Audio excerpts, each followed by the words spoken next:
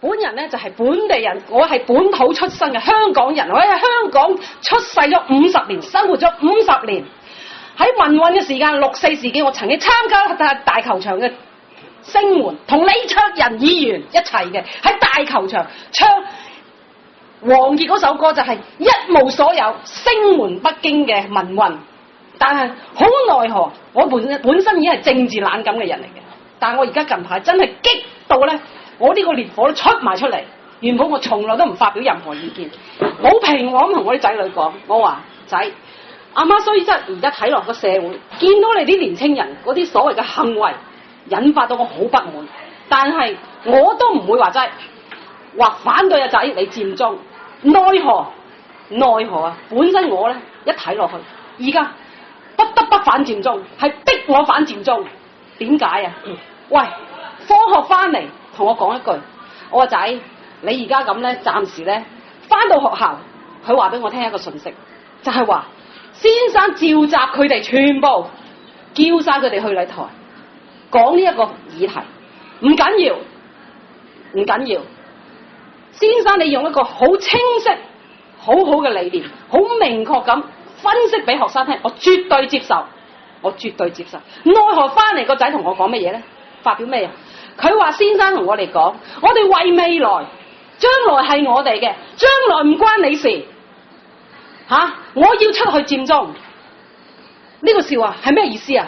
唔關我事啊，即係話你死得噶啦，係咪咁嘅意思啊？同我講，原來你哋個所謂側邊嘅為人師表係咁樣教我啲仔女嘅，我點敢俾佢翻學要咁樣我話大佬啊，你哋執教邊啊？你哋嘅概念係乜嘢？你嘅理念係乜嘢？辦校嘅理念係教好嗰啲學生。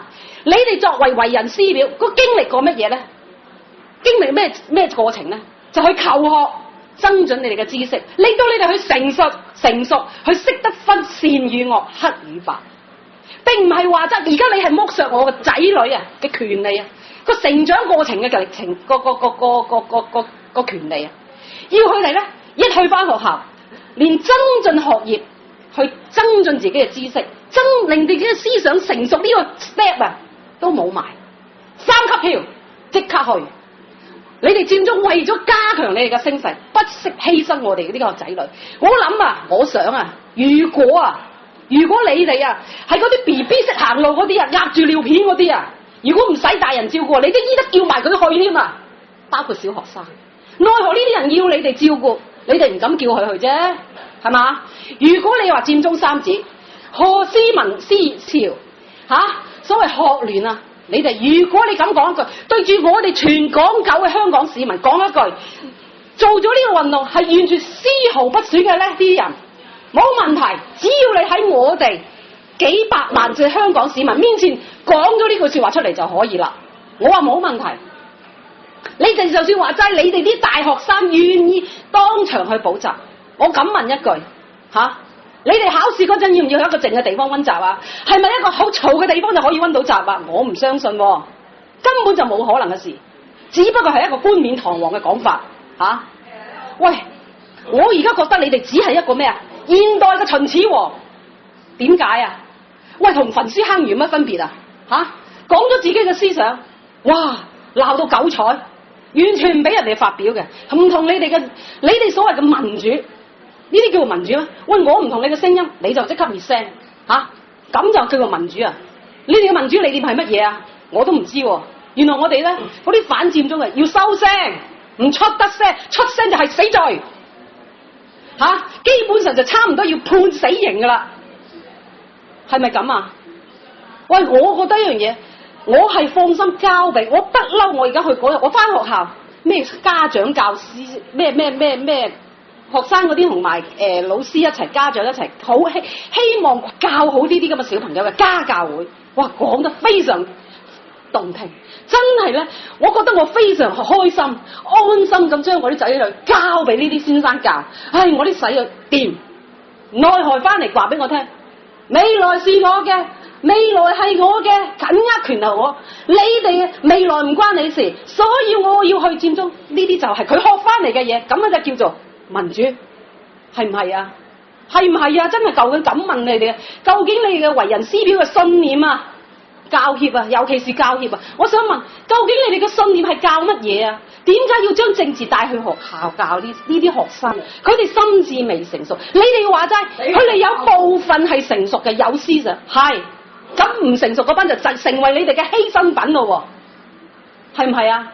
成為你哋犧牲品啊？你哋有冇顧及嗰班未成熟嘅青少年啊？咁仲啊！既然講，我就唔怕講埋啦。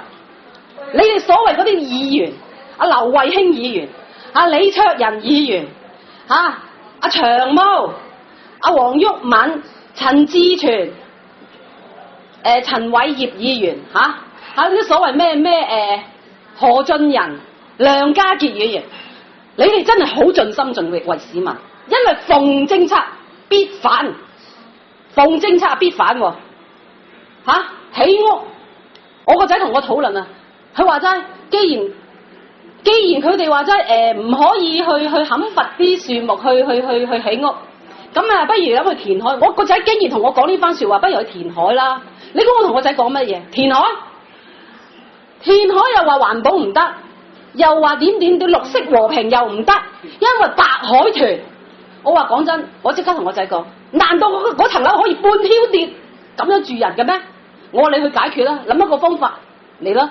既然冇錯，政府我哋嘅所謂嘅行政特別區政府，佢哋係我哋嘅公僕，我好感謝佢。佢哋係好多方案幫我哋解決住屋同埋解決呢啲嘅廢物嘅問題，係啱啊！我知道，我都承認非常呢就算佢提議咗呢樣，都有佢嘅弊處。議員，你的確發表得非常正確。佢係好多弊處，你講到我嘅心聲。但係我敢問一樣嘢，你解唔解決到民生啊？民生你解唔解決得到？如果既然你話得佢哋係公僕幫我哋，你都係受薪㗎，係咪啊？我哋都係我哋納稅人支呢個人工俾你哋㗎。嗱，我真係想話俾你聽，如果你係反對嘅話，咁你哋絕對做議員係責無旁貸嘅。去建議一啲嘅方案出嚟，去立法會度做討論，咁先係你哋嘅責任，唔係話反就 OK 㗎啦。